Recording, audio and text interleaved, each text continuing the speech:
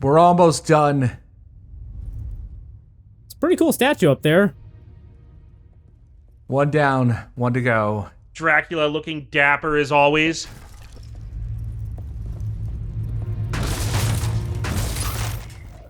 Why is everything breaking? Wait. Does the freeze carry over into this? Well, this is from the same play session as the boss fight against Zobek. So the blizzard glitch is still active. Oh, okay, that makes sense. Oh my god, that's amazing. So anything within a certain range of Dracula gets hit as if it was stunned by the blizzard glitch. Everything is being crushed under the weight of greatness that this game brings to the table. Absolutely. So that Roman numeral year, by the way, is 1758, and that was the year that the real-life Pope Clement XIII was installed. So, points for research there. Good on you, Mercury Steam.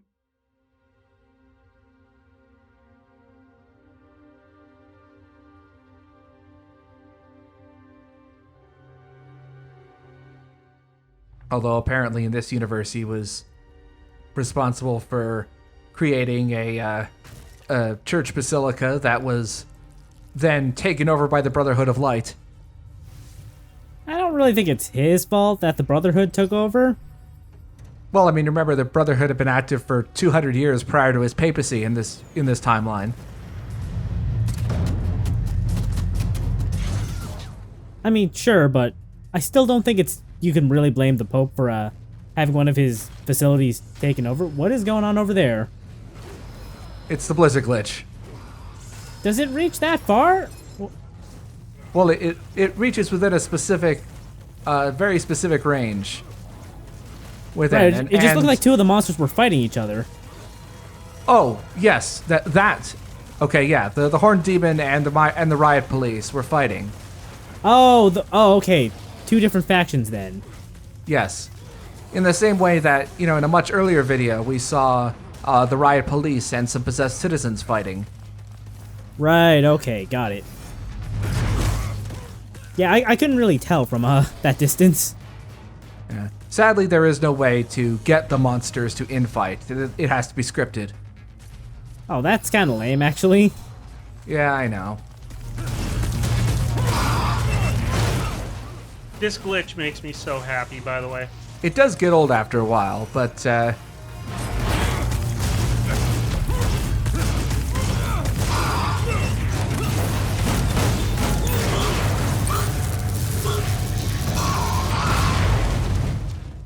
who needs sticker missiles when you have ice?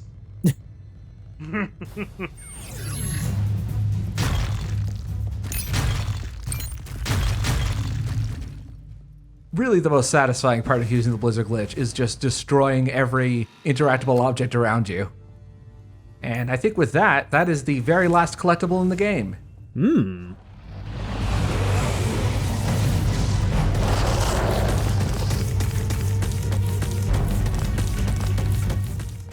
Also, this is funny. Hail Satan. You just stand on him and do damage. And heal. Yeah. Oh. So this is my ice sculpture. First place. I'm not sure I'm a fan of the Mountain Dew core. I'm docking points for that. I think your statue defrosted too, so I think that disqualifies you. I'm pretty sure Dracula was gonna place first in that competition no matter what. I mean, it probably doesn't help that just being in the same room as the other statues would disintegrate them.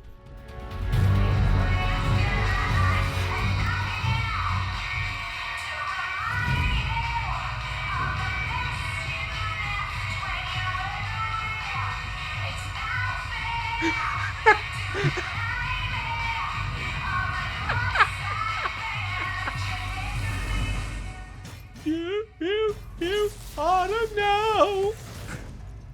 Yeah, that was the last elevator in the main campaign, and, I thought I would find an extremely blunt song to end it. Well done, sir. It's also at this point that Dark Monks start showing up in the random encounters.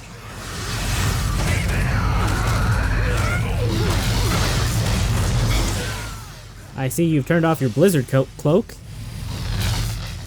Yep. This is after I've already quit the game. Here's a better look at the Fury Shield.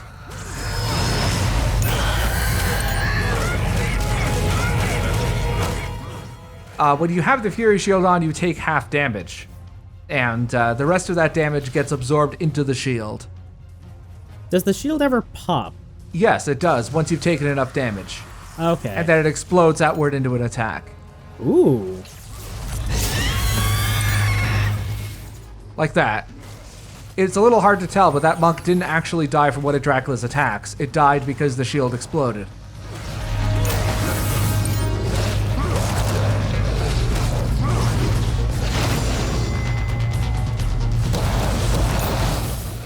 Boy, they really give you a ton of tools for laying damage in this game. Yeah, and there's not a lot of incentive to use them because Whirlwind breaks everything.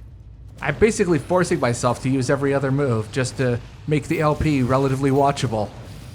I'm also showing off here that even though the Dart Monks are dead, the portal is still active until a certain number of possessed citizens spawn in.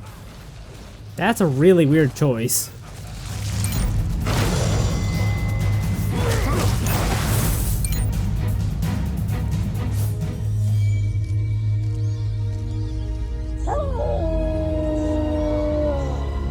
I've found him, Father. The Acolyte is in the cathedral where Zobek first found you. Hurry! Don't worry, Father. I've done all the interesting stuff off-screen. I can see where Pokemon Sword and Shield got their inspiration from. Oh, shots fired.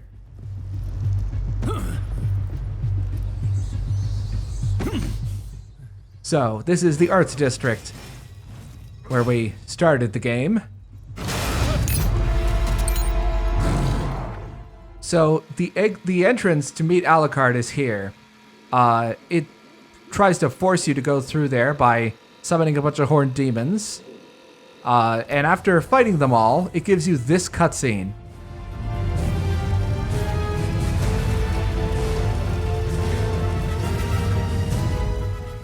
Which is very misleading. It makes you think that you have to break this this pile of wood here. And I spent quite a while thinking that that's what I had to do. So I was thinking like maybe, and there also horned demons kept spawning in. Thinking maybe I like had to use one of their attacks to like break the wood so I could go through.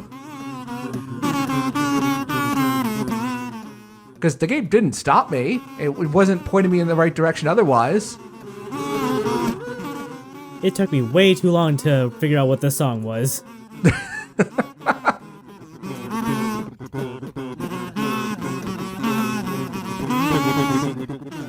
I have no idea what it is either. I just know it's something from JoJo's Bizarre Adventure. It's the second opening of part 4. Okay, I assume that makes sense to somebody.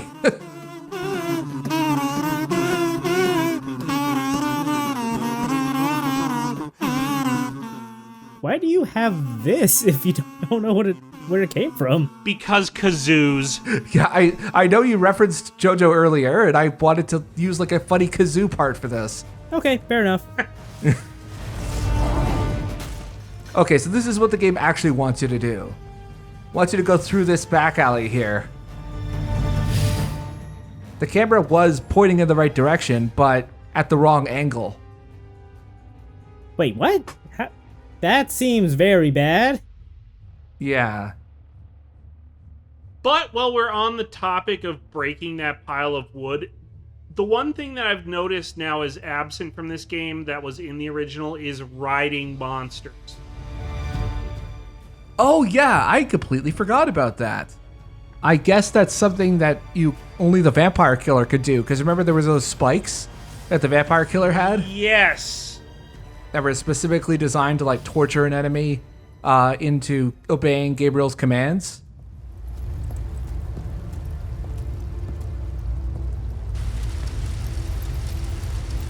He is here.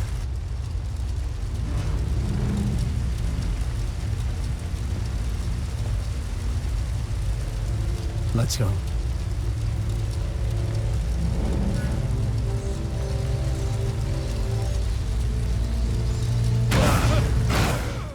Just venting my frustration. It was also at this point that I wanted to see whether or not the AI actually had pathfinding programmed for climbing. Because Alucard is supposed to be following me here.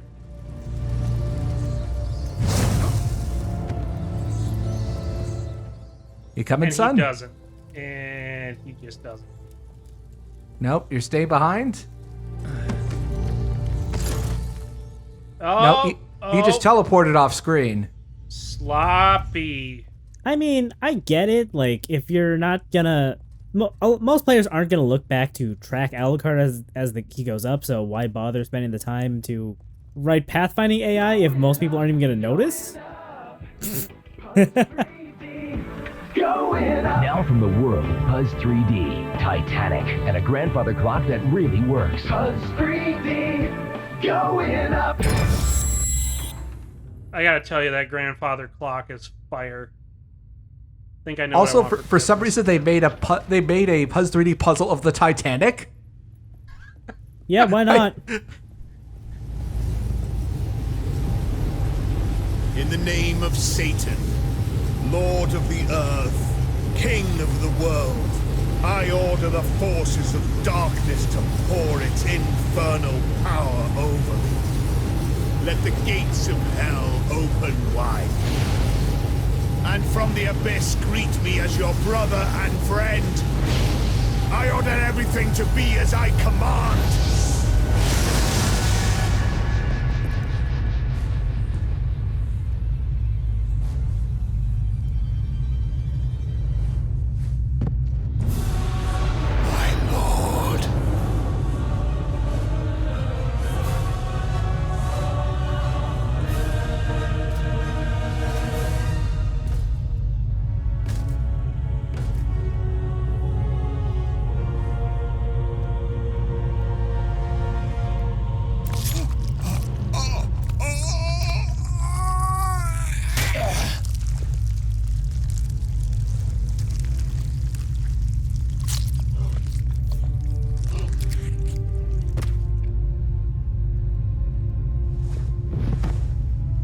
I despise incompetence. I must congratulate you. I confess, I had not expected to see you here. We could share this world, you and I.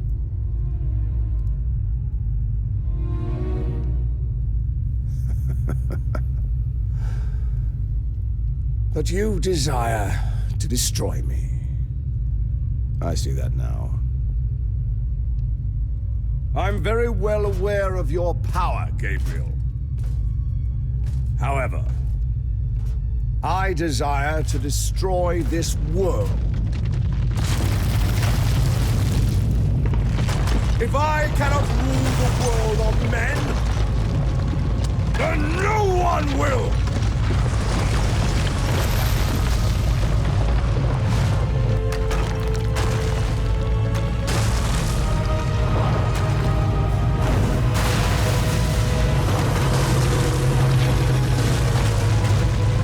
It's time. Stop him before he escapes.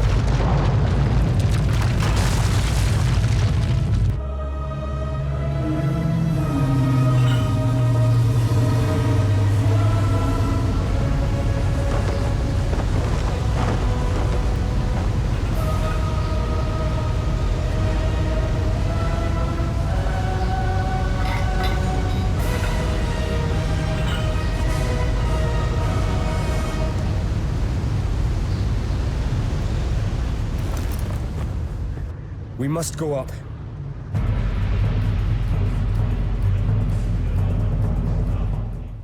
Wait, we have lore?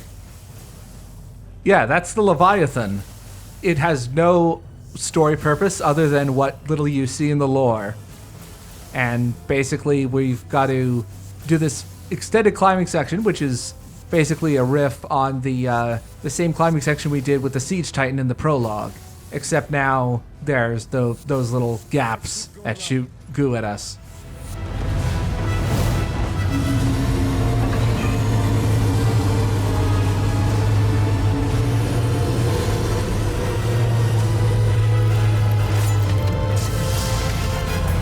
We need to reach those chains. I guess bookending the game's not the worst way to start your final boss fight.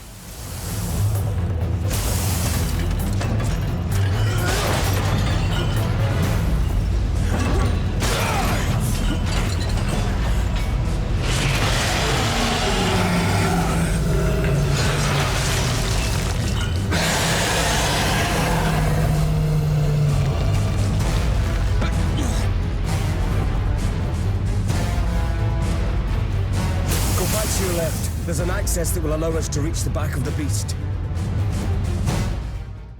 His name is the Leviathan, Alucard. Did you not read the lore? I think there was only one copy and Gabriel got it. I skimmed the script. It's fine. Dracula does not share anything with his son, then. Yeah, so this section, you got a nice big set piece. You know, you're fighting a bunch of dark monks, and Alucard keeps implying that there's a timer. Turns out there isn't. I was trying to get some a nice footage of Alucard using the Masamune, because he's still using the Masamune here from his disguise as the lieutenant. He does use the Chrysagram in the DLC, though. And I just kept going. There is no time pressure at all.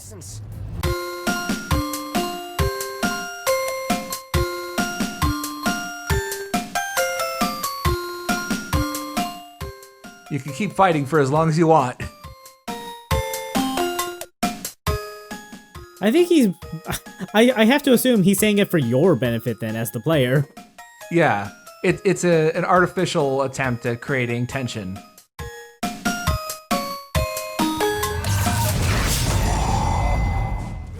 This level is Alex Trebek's legacy. In all seriousness, we'll miss you, Alex.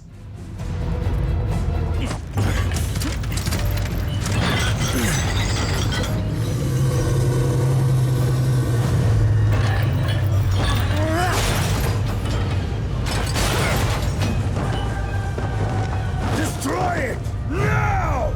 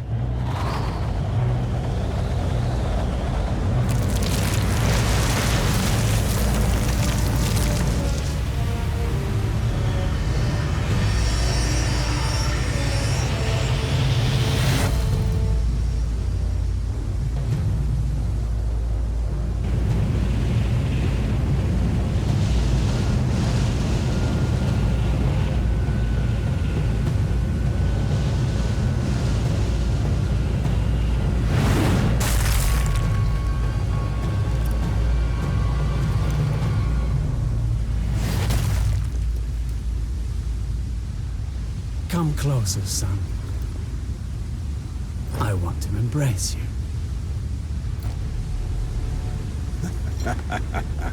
I like this body. Let's see what it can do. Oh no, Alucard's been possessed by Satan. He's been playing too much Dungeons and Dragons. I knew it.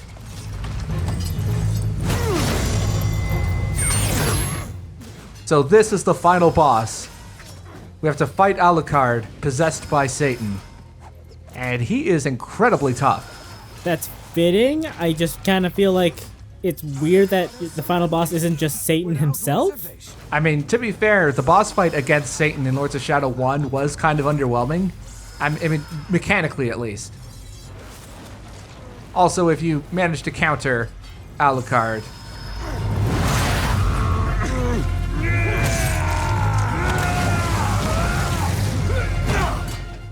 That happens. That's pretty awesome. This is a much better final boss in terms of challenge, even if it's kind of underwhelming in terms of context. I do think I prefer this final boss overall. Like, it actually took me several tries to beat him. Don't hit me, father! Also, Jason Isaacs is absolutely chewing the scenery for everything it's got. He's having a lot of fun with that. Yeah.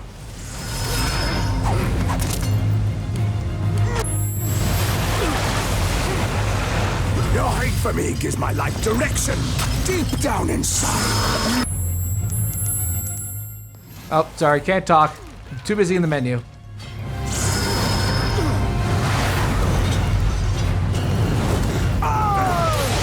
It's your son who's suffering, not me.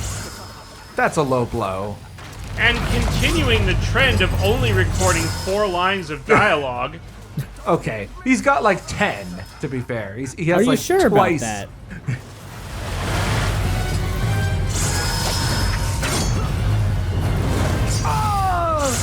It's your son who's suffering. Okay, I stand corrected. I was listening to podcasts while recording this. Also, with that particular variant of the Masamune that he's using, Alucard looks a lot like Siegfried from Soul Calibur. Yes. I could see it, yeah.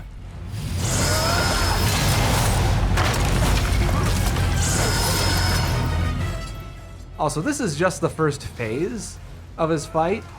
Eventually, he starts doing this. He will start dropping meteors on us, which you have to dodge, unless you've got the Void Shield. And the meteors, when they drop, they leave that black goo that damages us.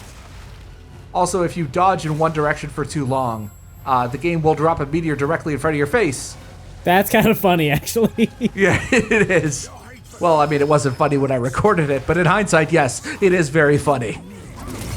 That's clever on their part. Yeah.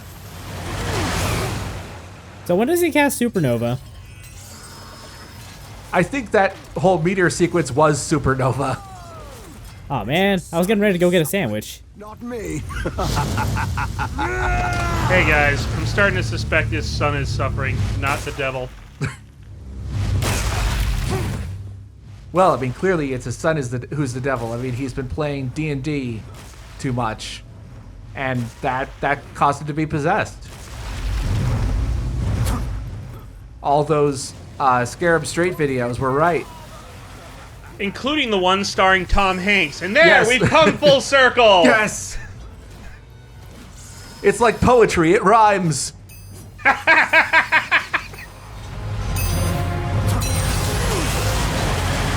Alucard's plan was always to... There you go. You can hear Dracula's theme right there, right? Beautiful rendition, yes. Yeah. Yeah, I don't like this meteor part. I'm bad at it. Even discounting the fact that you're having a rough time dodging the meteors, I feel like this meteor section is kind of boring. It's very intense when you're actually playing it. Especially when you're at like really low health, because it is terrifying. Okay, that I'll cop to that, but like Those meteors are very fast. he did that meteor thing 3 times in this fight, and each one of those sections was identical. Okay, I'll give you that. It's not as fun to watch as it is to play. At least that meteor section. Perhaps I should have skipped one of those.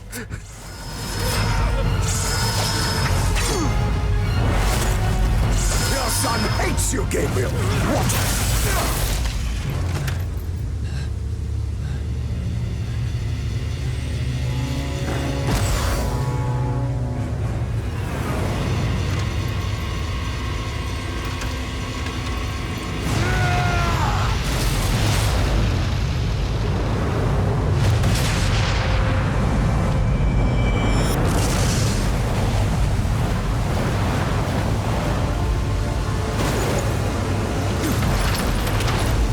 What now, Prince of Darkness? Are you going to kill your son again?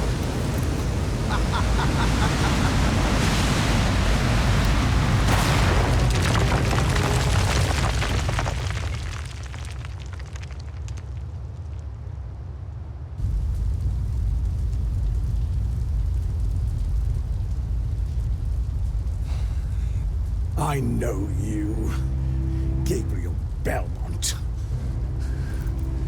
Your feelings will betray you.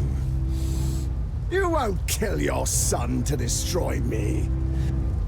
You don't know me, Satan.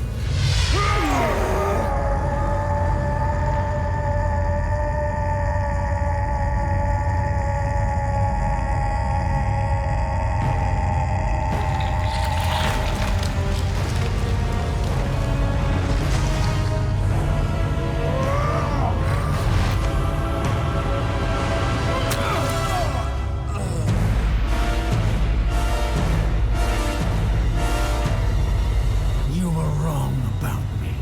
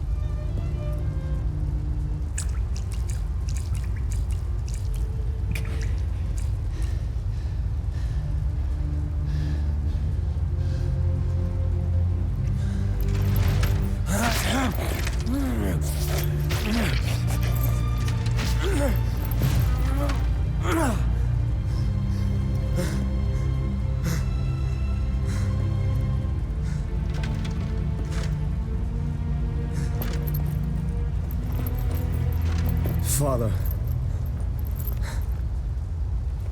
The sun is rising. It's time to go.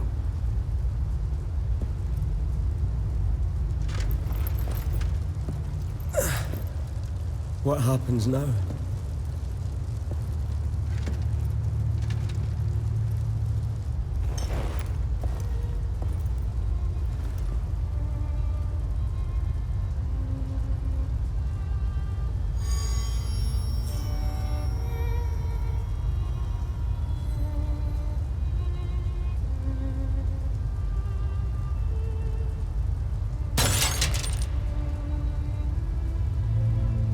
Who knows what fate has in store?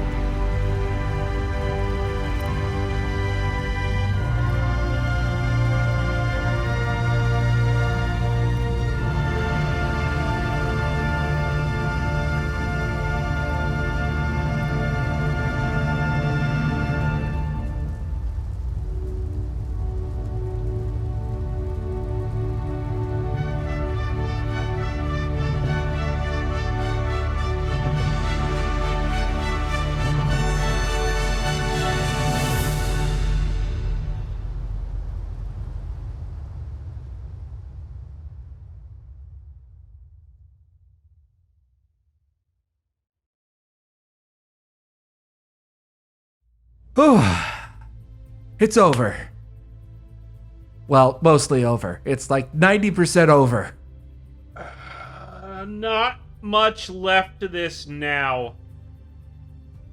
So, there's a lot to unpack. We've got about 3 games worth of material to go over. It's been a good year now since we started this mega thread, which in hindsight, I think that was probably my biggest mistake, was to make this a mega thread rather than to have, a couple of games in between. Because I don't regret, I don't regret making this LP. I just regret doing these games back to back to back. Anyway, what do you guys think? I feel like That you first, Roy. that series is amazing except for Mirror of Fate. Definitely pick it up, definitely play it. It's really amazingly well done, beautifully crafted. Just have fun with it. Go pick it up as a guilty pleasure. It's incredible. I feel like Lords of Shadow has quite a bit of heart. Like, it's trying to do its own thing, and the things it does well, it does pretty damn well. But a lot of it is, the execution is just kind of all over the place. Yeah, I definitely agree with you there. I would expect you guys to have more positive opinions about this series than I do, just because you didn't have to play it. Well, do we want to talk about the Metacritic a little? Yes, because the press really liked the first game. They were really on board with the first game, even if the fans weren't. And then it was a slow but steady slope downward from there. Yeah, it took a slow burn in the press's eyes. I'm looking at the Metacritic reviews for these. 15 positive reviews from critics, 32 mixed, and 8 negative. But the user reviews, the individuals who reviewed it, 109 positive reviews, 20 mixed, and 9 negative. The critics were not kind to this series. And they echo some of what Chaos said about it being a bit disjointed, but I think they were particularly harsh on this series. Yeah, I still think that I would prefer the first game over the second, even with all the improvements that the second game made. I think that as a complete product, the first is superior. Yeah. And I still think that the second is an inferior sequel, but mechanically there are parts that are much better. And that being said, I do think that the user reviews might be a bit nicer to the game than I would. I do think that, I do think the critics were too harsh on it, but perhaps not to the same extent that the others would be. Also, look at the credits here. First Acolyte, second Acolyte, third Acolyte. They don't even have names outside of the lore. That's disappointing. Well then. Also, TV presenter is that one guy on Not CNN in that single cutscene from like one of the earlier videos where Zobek was watching CNN at one point. Right. He has a name in the lore. I don't remember what it is.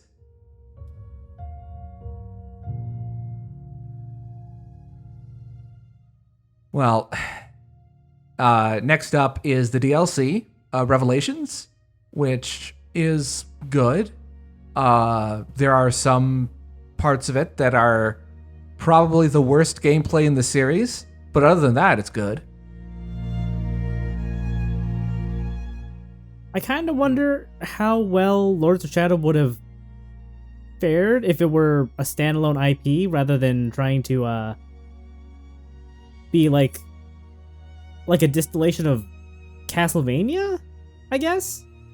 I think it would have fared decently. I don't know about Well, I mean, there are some, much more traditional vampire games that have done reasonably well while taking a lot of inspiration from Castlevania. Right. Even aside from the likes of Bloodstained, which is just, Iga, picking up where he left off. A game like Vampire, for example, which is very classical in its vampire influences, that did pretty well. Right. I'm just wondering, like, how much of a noose having the Castlevania name tied to this was on, like, the series or the sub-series reception, I guess is what I'm trying to say. Well, I think that the fans wouldn't have liked it regardless. But if they came into this, like, not expecting a Castlevania product, just a different sort of vampire game from Konami, like, I wonder if that would have helped its reception. Maybe.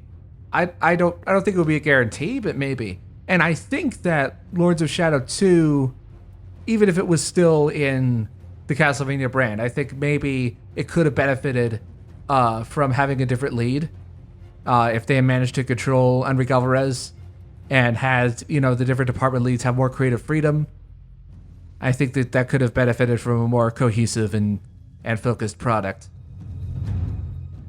Yeah, that couldn't hurt. Wait, Ryo Aoki was on this project? Wait, what? It's a Yakuza's have a joke. I think we're ignoring the obvious solution here. Lords of Shadow the movie, directed by Paul W.S. Anderson, starring Sylvester Stallone. Produced by Ryo Aoki.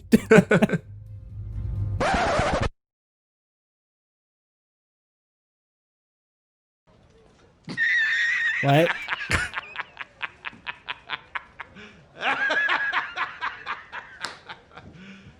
You serious?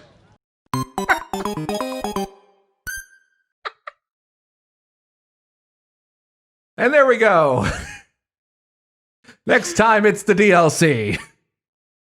$10. Actually, I gotta double check. I don't know if it's $10. Hold on. I gotta check my Steam library. I'll check the store page. Lords of Shadow 2. It is Revelations is $8. Currently on sale for $4.39 Canadian, but it is $8.29 normally. They reduced the price! You fools! Well, that $10 joke was, remember, that was for Lords of Shadow 1. Where the two DLC packs were $10 each. Each? Yeah. It was $20 to get both halves of the DLC, and it's only like what, an hour worth of gameplay? Maybe 2? No, it's maybe 2 hours. So Revelations is $8.29. It's probably about $7, I'm guessing, US. It's about the same length as those two DLC packs combined, and it's better than both of them. I'm not saying it's great. But it's better. It's better than both of them, and quite good. Oh, thank God. We'll have fun with that. Alucard plays pretty well. We'll see as we get into the two videos with Alucard. Oh yes, in case it wasn't obvious, Richard Madden reprises his role as Alucard in Lords of Shadow 2. I think I saw that in the Excellent. credits, yeah. Yeah. Hopefully I'll remember enough about the Song of Ice and Fire books to make appropriate jokes at Alucard's expense.